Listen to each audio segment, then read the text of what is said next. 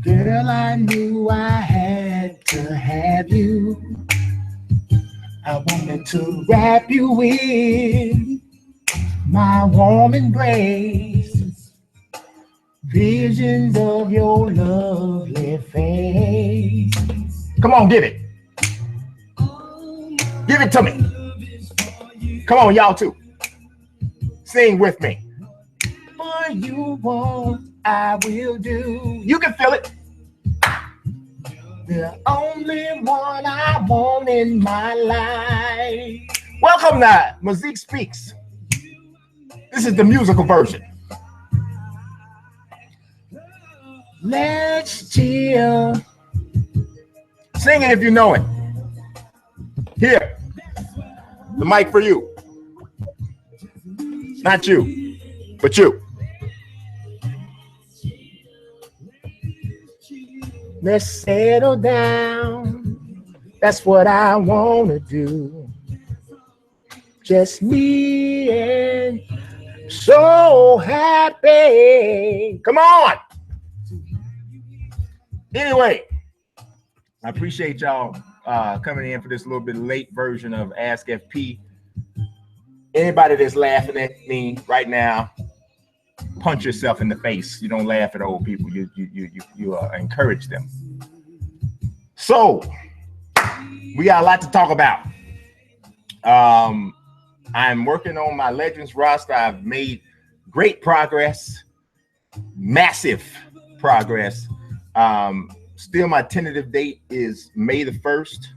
So we'll see. Maybe it'll get out there. I did something a little different. Got a little music playing in the background. I might get a copyright thing on it. I don't really care because I ain't trying to, get rich off MaziqueSpeaks. You understand what I'm saying? I just feel like let's chill. Come on. That's what I want to do. Just me. Y'all don't know who's singing this. Google it up. Aaron Hall, a.k.a. the Nasty Man. That's really what his nickname was, the Nasty Man. It's not a good nickname, but it's what it was. Yes. Y'all don't know nothing about that. Google it up. So yeah, I did all the faces for everybody. I am working on equipment and I am working on ratings. Some of the things I don't have to do a lot of ratings for every team, but some of the teams I do. So it's kind of, weird in there. So like I said, the tentative release date is May the 1st, maybe before that, but I'm gonna say May 1st just in case. So if anybody's wondering what happened to Dante Withenshaw, Mr. Withenshaw is coming back, and I'm talking when I come back with Dante this time, it's coming rapid fire like this here. So here's this is gonna be the schedule for Dante, right? It's going to be on Mondays and Wednesdays. So every Monday and Wednesday until the first season is over. Because we're going to have to start running this like a real network. You understand what I'm saying? So you got to have the days that the shows run. You understand what I'm saying? And it's going to have seasons. The season ends, second season, whatever, however many seasons we go through. I'll let you guys, the views and the likes, dictate whether or not people come back for a second season. So we'll talk about that, once we kick it back off. But that's pretty much how I'm going to do my single player campaign modes and my franchise modes and all that moving forward. No more stopping in the middle of my stuff. So once, so I have 2 or 3 that's going on right now that I stopped and I paused. But once those things kick back up, they will not stop anymore. Like until the end of the season, of course. And then we'll decide if we're going to do another season.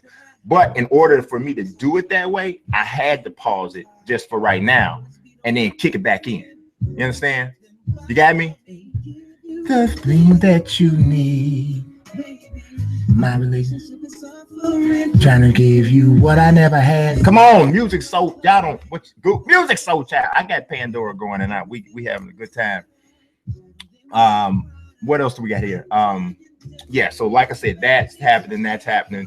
Also, that link I gotta make sure I put the link to my Forbes writer profile in there. I wrote a couple things, man, that I think you guys might want to check out. The WWE fans, if you're wondering what the rosters look like for Raw and SmackDown, I put both of them in a recent article. and I have them, you know, categorized heel, face, or whatever. So it's some interesting new feuds that may arise with WWE moving forward. I got a basketball article that I'm gonna write sometime in the next 2 days. It is analyzing Russell Westbrook's MVP case. You're gonna want to see that. I'm telling you. I may actually turn it into a video as well, as I do sometimes with some of the other things that I talk about. So make sure that you stay tuned for that as well. All right, so let's jump into Ask FP, because you know that's what we do. We ask FP, and FP answers. So there it is. All right, let's go to our first question, and it comes from my man Ty Bud. The way to surrender my heart. Y'all know it. You might not know it, but you're gonna know it after that. You're gonna learn today. Ty says, should the Blazers' new big man from the Nuggets, Yusuf Nurkic, get an A+ in potential on 2K17? A+? No, sir. I don't think he should get an A+. Yusuf Nurkic definitely does have some talent, and he has played well since joining Portland. He changed their whole defense, to be honest, the way he plugs up the middle. But I don't think that he has an A+ potential. A+ potential means you have the ability to be you have the potential to become one of the best players at your position in the NBA. I don't know if I say that about Yusuf Nurkic at this point. The ceiling is high. Believe it or not, the Bulls drafted him. He was one of the guys the Bulls traded for Doug McDermott. Yes, yeah, punch him in the face. We need to do that. We definitely need to do that. But I wouldn't say teach me how to love.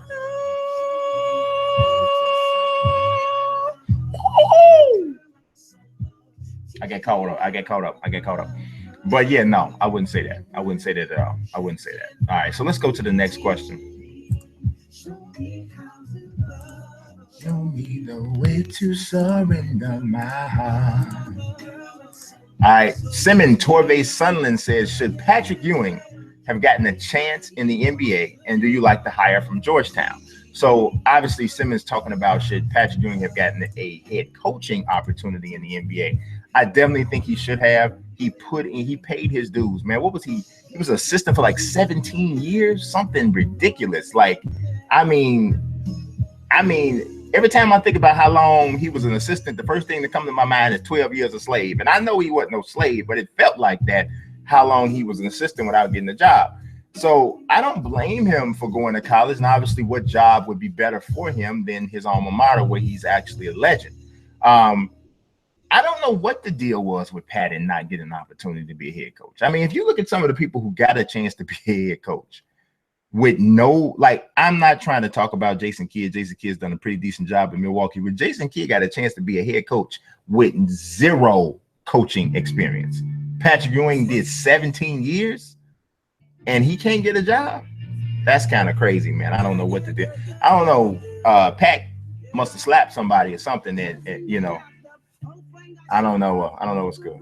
This lady here, I don't know what this name. I always want to look up the name of this lady. Who's this singing this song? This lady is Tish Hyman, and she's singing the song "All That I Can Do." It's actually kind of dope. If you haven't heard it, it's kind of dope. She get real emotional, like in the song. She be yelling, like, you know, like whatever she's singing about is happening right now. That's actually kind of, you know, kind of magnetic in a way, you know. But let's look at the next question.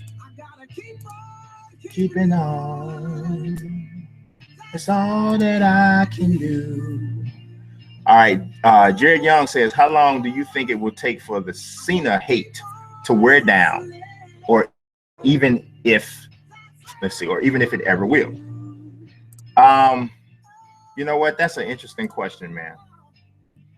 I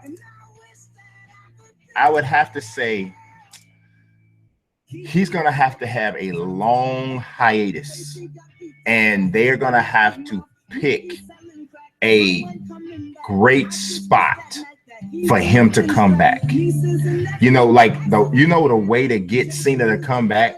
And well, first of all, nobody can know he's coming back.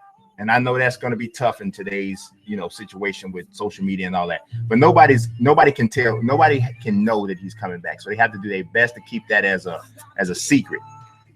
If he comes back and like say they finally turn Roman Reigns heel, right? Finally turn him heel. And as soon as they turn him heel, John Cena comes back as a face and attacks Roman Reigns in the middle of Roman Reigns doing some sort of tomfoolery. That right there that'll get Cena cheered, because he won't have been there for a while, and he'll be attacking the person that all of the people in the WWE universe love to hate, at least. So I think that's the way. And without giving him a perfect setup like that, man, I don't know, man.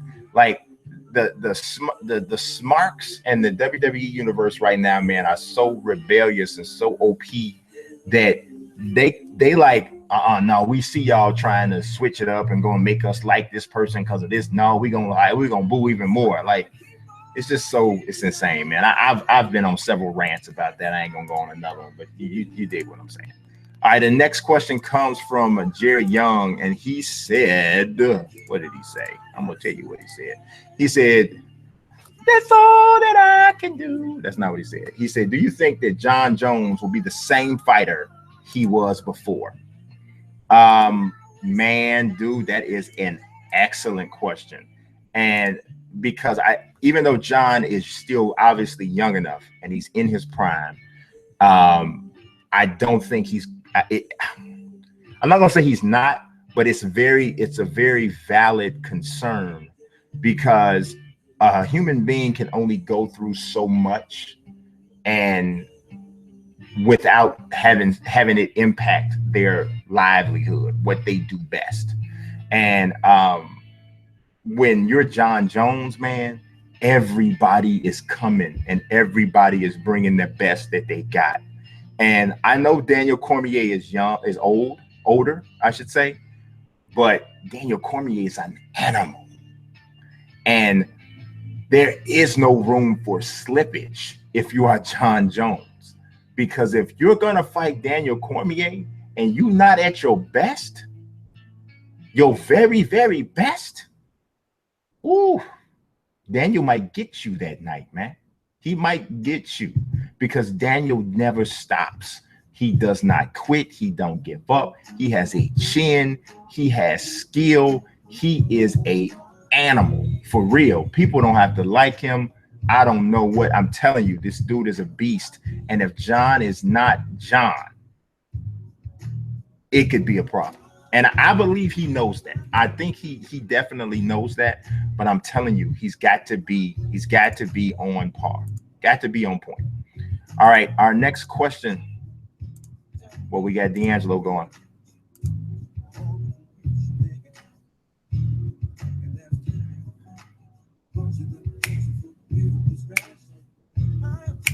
With the real. I'm trying to come with the real.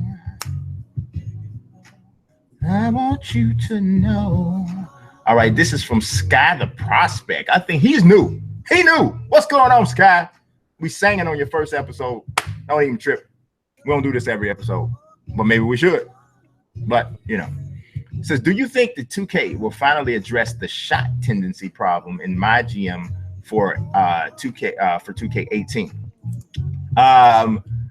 When you say shot tendency problem, obviously you can't answer this question right now, but I'm wondering, are you referring to the CPU taking shots that are unrealistic based off of the player, or how it's the situation where the shot tendency doesn't matter for CPU controlled players? I don't know. Obviously, I've done a lot of ratings of players for shot tendency. I can't say that I have recognized a great deal of difference, to be honest, between what I put in for shot tendency and what I don't. I'm be honest, I don't see a great deal. I continue to do it because I feel like it's the most realistic way to do it. But as I pay attention, I really don't see it acknowledging it as much. So I think that might be what you're talking about. I hope that they do something about that. But if you think about the many things that people ask for in terms of tweaks as it relates to gameplay for NBA 2K18, I'm not so sure that shot tendency is going to be something that they're going to put at high on the list. And I'm just thinking like them, not thinking like what's more important, but I'm thinking like them. because that's the thing that would be the least glaring to most of their gamers, because many of the gamers are playing against other humans all the time. So I don't know. We'll see. We'll see. We'll see. We'll see. We'll see. All right. What's our next question? Our next question comes from Brian Collins. And Brian Collins, well, first of all, you got a good name and you spell it with an I. Them eyes. It's about them eyes, not them Y's. We can't do them Y guys. Can't do that. He says, do you see any way we get an MLB game on Xbox One in the next few years? Please say yes. Bruh, I feel your pain. I understand. I mean, I got, PS4 and Xbox, so I don't really feel it like that, but I can understand where you're coming from, bro. I really can. Honestly, though, I'm going to tell y'all the real deal. This is how I really feel. I don't understand really hardcore baseball fans, right? I don't understand hardcore baseball fans who, for one, chose to get an Xbox instead of a PlayStation, because we knew this when the games came out, that you was not going to get a baseball if you got an Xbox. You wasn't going to get one. So we knew that, right? We didn't know anything about what they was going to do in the future, but for right then, we knew that you knew the show was coming out for PlayStation. You knew that was going to happen. But we didn't know any baseball that was going to be coming out. I believe MLB 2K had already been done. They had been canceled already, right? So I don't understand that. Why y'all did that? If you love baseball like that, why did you get an Xbox? That's what I don't understand. Secondly, I also don't understand this is only for the hardcore baseball fans, right? I'm not talking about people who just kind of dig baseball a little bit. I'm talking about the hardcore baseball gamers. If that was such a big part of my gaming experience, bro, here's what I would do. I would put dough to the side. I don't care if it was $5 a month. You understand what I'm saying to you? I would put dough to the side to save up for me. And I'm not saying it's a financial situation, but if it is a financial situation, because that's a lot. Systems cost a lot, bro. You know what I'm saying? If it wasn't part of my job, I wouldn't be getting systems the way I do. You know what I mean? But so systems cost a lot. So, and everybody, and then sometimes even if it's not I can't afford it, sometimes it's just like, man, do I want to drop? I already got one of these bad boys. Do I want to drop all that dough on another one? You know what I'm saying? It gets to be like that. So, but for me to soften it, if I really wanted to play baseball like that, I would basically put $5-10 aside a month, and I would go and get me a PlayStation 4 for the sole purpose of getting the show. If you really want to know the truth, that is when I bought my PlayStation 3, that was the only reason I bought a PlayStation 3. Nobody gave me the system. I bought it, and that was the only reason I bought it, for the show. I didn't play anything else on that bad boy but the show. Okay, now just so happens I've actually kind of flipped it a little bit. Now I play PlayStation more than I play Xbox. And if you really want to know the truth, man, honestly, at this point now, there's almost no reason for me to have my Xbox outside of the fact that sometimes when I review a game, they actually give it to me on Xbox. So it's good to have it, because if I'm going to get it early and being able to get the review in, I got to go ahead and use the Xbox. So, but that don't answer your question, B. I do think that there will be a baseball. I don't know if it's in the next 2 years, but I really think the MVP is coming back. I don't know when. I have no clue. I had no idea when it is. But really, the only thing preventing EA from doing another MVP is them picking the right time to get back into the market. That's the only thing, right? Because they don't there's no license holding them back, because the old MLB 2K third-party license is done. So they just not doing it. They making the choice not to do it because they don't think it's the right time. So we'll see what happens in the future, but I do think it will be another one. I just don't know when, though, man. So I don't know. I'm too maniacal of a gamer to sit up and watch people play the show and not go get it. I just couldn't do it. The show's too good for that, man. You've been looking at the show, is awesome. I've been looking at the show and I can't play it. I couldn't do it. Couldn't do it. All right, next question comes from Michael Rigsby Jr. He says, besides the obvious jump man of MJ, what would you consider a great replacement logo for the NBA? absolutely nothing. I mean, because there is nobody else besides Mike who has had an impact on the game enough to make me even say that he should replace Jerry West. And then here's always my thing about Jerry West as the logo, right? What did Jerry West ever do to be replaced? So how could you ever replace Jerry West without insulting him? See, that's my thing. That's my only thing about that. I think that the NBA picking that logo was really, they committed to something lifetime, man. Unless it comes out that Jerry West used to push old ladies off a building, I don't see how in the world you can ever replace him and have it not be an issue. You know what I'm saying? Like, I don't see how that's going to happen. So we'll see. But you know, I mean, I don't know how you get away with that, because it's going to always be like, you know, man, yeah, I understand you getting Mike in there, but did you have to get Mike in there? Did you have to bump? You know, did you have to bump him? You know, did you have to bump Jerry for it? You know, I can see people going there. So, you know, it is what it is, man. All right. So our next question. Let me get back here. I had to check something out real quick. All right. It also comes from Michael Rigsby Jr. And Michael Rigsby Jr. says, who can you see becoming the face of the WWE once John Cena reaches the end of his career? It's gonna be Roman Reigns. It's absolutely gonna be Roman Reigns, man. I mean, people can hate it all they want, they can yell, they can scream, but it's John Cena established that you can be the face of this organization without being universally liked. And yes, the boos are, I think, even more intense for Roman than they were for John Cena. But I think he's good. The fact that he sells the most merch, which has been proven, the fact that he generates the biggest crowd response, whether positive or negative, than anybody else, he's the face. And these people who boo him don't realize that the more they do that, the more they are continuously keeping him at the top of the food chain. You know, so if you don't like him, which I'm not one of those people that don't like him, I think he's awesome. You know, I think he definitely can get better on the mic, but everything else, he is awesome. But you know, whatever. It is what it is. Let's see. Next question comes from Michael Rigsby Jr. And he says, would you say the demise of the boxing heavyweight division began with Vladimir Klitschko's reign?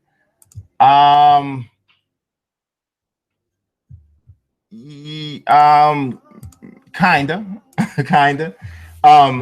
It's kind of hard to put it on Klitschko, but here's the thing.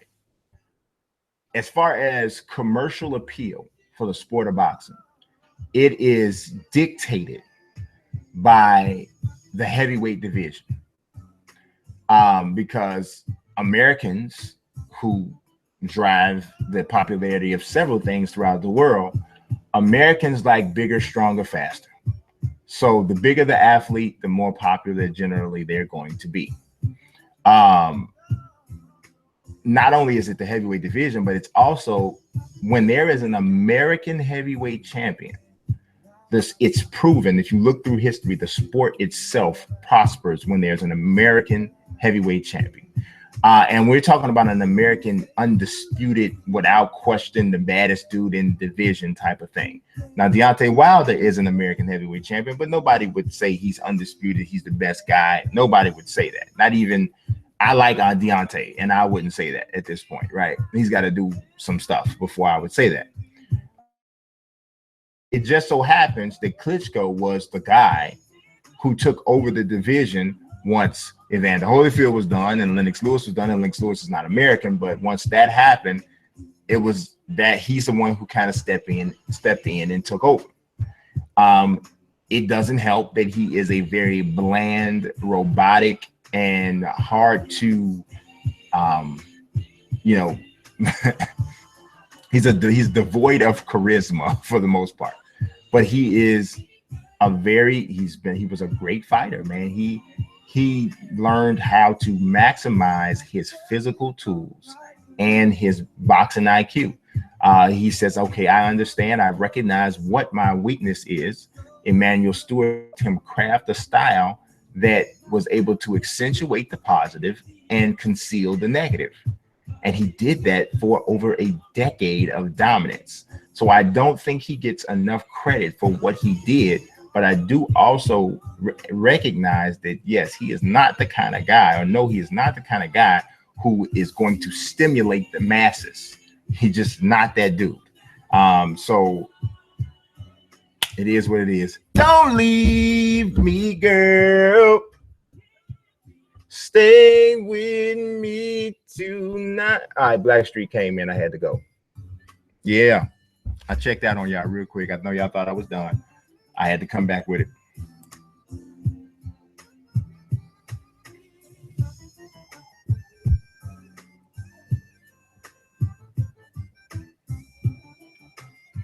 Oh, yeah. Oh, yeah. Don't leave. All right, next question also comes from Michael Risby Jr. And he says, in the modern era of the NBA, have centers faced the stigma of not being seen as the best player in the league like pitchers? I feel what you're saying. I get what you mean there, Mike. I think it's a little different, though. Reason being is because pitchers only pitch, the starting pitchers only pitch every fifth day. Centers are on the floor just as many minutes as any other position. But I understand what you're saying because the style of the game is whatever, but it's going away from the big man. It's still not an apples to apples type of a comparison. I do think sports go in trends, man. They go like this, and it's all about who's winning. If everybody wants to see a traditional big man come back, the only thing that has to happen is somebody has to win with a traditional big. Once that happens, you'll see. And I don't agree with Charles Barkley on hardly anything, but I do agree with his concept that says everybody keeps trying to beat Golden State playing like Golden State. That's not how you beat Golden State. People can beat Golden State by playing their style of game. You just got to play your style better than they play their style. And I know Cleveland was able to beat them last year, but Cleveland was able to beat them. They have the best player in the world on their team, and he had a very nice complement of stars with Kyrie and Kevin Love. But I think you can put together a team with a dominant big, who I'm not talking about a big super, oh my God, slow dominant big, but I'm talking about a big who can play a power game down low, but who is also athletic enough to get back on defense. A guy like that, a traditional pass first point guard, a 2 and a 3 who slash and Bobby Brown. All right, to a traditional 2 and 3 who will slash and create. And then you got a 4 who plays something like Horace Grant with the rebounding defense and hitting the medium range jump shot. I still think that kind of basketball can still win. You just got to execute it. You got to execute it. So we'll see. Oh, let me tell you something. The truth about Aroni, little girl, real nice and hold it tight. Go. All right, the next question comes from Victor Daniel Torres. He says, what do you see Phil Simms doing now without his job? That is the most crazy, boy. You came with the heat on that one, didn't you? Said, what is you gonna do now that the boy done lost his job? I think he'll be all right, man. I wouldn't be surprised if he get picked up by another network. But the problem is that Phil Simms was often the butt of many jokes because of his analysis, and people thought that, we sounded kind of lame. And so I don't know what happens, but I promise you this, I would be shocked if Phil Simms was destitute and in any sort of money trouble. So I think he'll be all right going to play golf or go home and do whatever he wants to do. His son still works for Bleacher Report as the one of them primary former athlete football analysis guys there. So things will work out. All right, Jared Young with the next question, and he says, have you noticed in 2K17 how off colors are for some teams' brandings and courts? Do you think this will be fixed in 18? You know what? If I'm being honest with you, Jared, I haven't noticed that, but I'm not that guy. I don't generally notice stuff like that. It had to be pretty egregious for me to notice that kind of stuff, and I generally don't see that. I do know that 2K often is publicized, oh yeah, well, we fixed the court for this or we fixed the court for that. So I think it's something that they'll consistently work on. But if I'm being honest, I don't think it's at the top of their priority list. I think they do it, but I don't think it's like, you know, I think the thing about it is these games are not, these guys are getting like 7 to 8 months to develop these games, because the way the games are now living organisms that are always evolving, always adding new content, DLC patches. I mean, we just saw a patch last week that was 7 gigabytes for gameplay for 2K17. Now, obviously, we know that that patch is going to affect gameplay for 2K18, so which tells you, for the most part, gameplay, the structure of it is going to be very similar. The game's going to look very similar. They may touch up some stuff from a cosmetic standpoint, but when you see a 7 gigabyte gameplay patch come in this close to the new version and it's impacting the old version, you pretty much know that same engine situation is probably going to be the same for 18, which I don't necessarily have a problem with.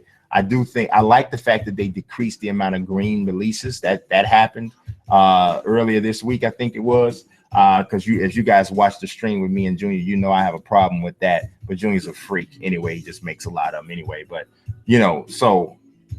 but I don't think that that's like a big thing on their list, man. I really don't. But some people that's a really big problem. Not so much for me though. I mean, it'd be different if I just couldn't tell. Like if I'm looking, it's like, is that the United Center? Whoa, that looked like the backyard or something. And so it's not like that to me. So, all right, our next question comes from Jared Young, and he also says, what he said, Jacare versus Whitaker. So Jacare Souza versus Robert Whitaker. Who you got? I'm going Whitaker second round KO. If my prediction is right, you got to follow me back, bruh. What you talking about, Jared? You ain't got to be right for me to follow you back, big homie. That ain't what it is. We finna follow you back anyway, brother. I thought I was following you. There it is, brother. We're in there. Now, if your prediction is right, we'll talk about it. You know what I'm saying? But it ain't got to be that. You know what I'm saying? You ain't got to, you my bro. I ain't never seen you before. Far as I know, you look like DeAndre Jordan because that's what's always on your avatar. But hey, we in here, brother. But I think you're wrong. It's 2 left shoes. I don't think that Robert Whitaker's going. I think Jacare is going to take Robert Whitaker down, and he will be choked out inside the first round, perhaps early in the second round. Jacare is going to wrap him up like a pretzel, bro. So yeah. But Bobby Brown making me sing again.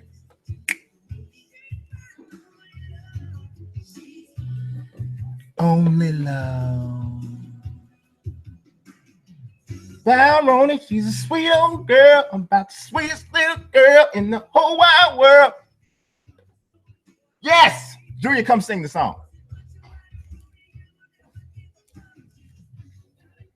Junior's in the house, y'all. Junior's in the house.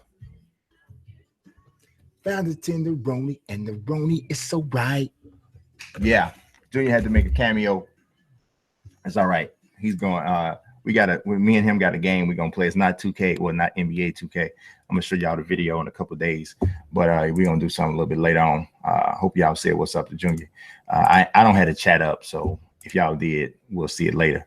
All right, our next question comes from, actually, this question wasn't even, I don't think I asked FP. I think they were just asking this question from Boxing Sim Wish List. And this is what I was talking about in the title of the video. It says, is a boxing video game a realistic want from 2K Visual Concepts, or is the focus on main projects only? I really don't think it's anything 2K is looking at. Man, we've seen no indications to say that 2K is thinking about a boxing game. To be honest, we haven't seen any indications at all that anybody is thinking about a boxing game. I am convinced that if we're going to get a boxing video game, it's going to have to be an indie game along the lines of what's the name of the game? That's Rocket League. Along the lines of the Rocket League, Dish Jam. I'm not saying it's not going to be a simulation, but an independent company is going to have to say, you know what? We're going to make a boxing game. We're going to make this bad boy as realistic as possible. We're going to make sure that the gameplay is tight, and we're going to do all this. And then at that point, I feel like you have to open it up and allow the community to crowdsource that bad boy in order and to create fighters and all that sort of stuff and share fighters. They got to get the legalities in order there to make sure that they can't get sued by anybody. But to me, that's the most realistic path to a boxing video game. Anybody that's listening to this, I write for Forbes. I focus on sports video games. If you want to do that project and you want somebody to give your project some publicity, I am your guy. I have been trying to get that message out there to whomever it may concern. I have a vested interest in that type of project, and I will definitely talk about your project every step of the way through the development. We need a boxing video game. It is insane that we have not had one since Fight Night Round 3, yet Nintendo Switch is making something called ARMS that is boxing in a weird way, and you don't even, it's not what I want. It's not what I want. Can we get a boxing? Can we have one, please? I want it. All right. Last question of Ask FP comes from Victor Daniel Torres, and he says, whose death impacted people the most, Yordano, Ventura, or Jose Fernandez? Well, you know, honestly, man, that's a very tough question to answer. I wouldn't even say one person's death impacted people more than another.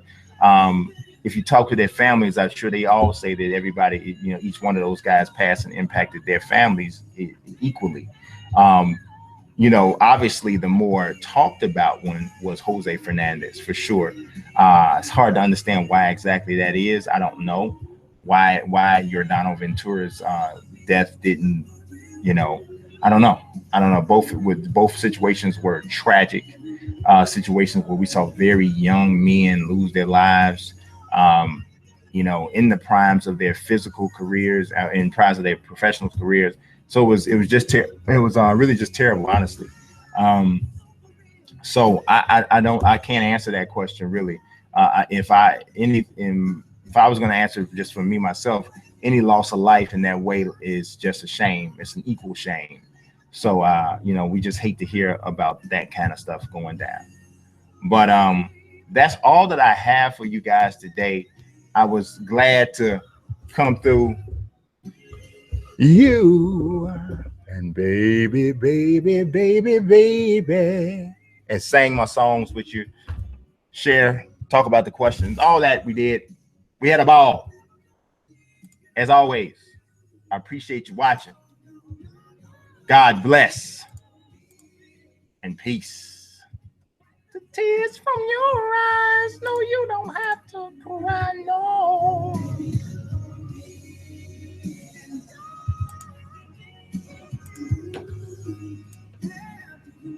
Come on. Take to the sky on a natural high. Day I die.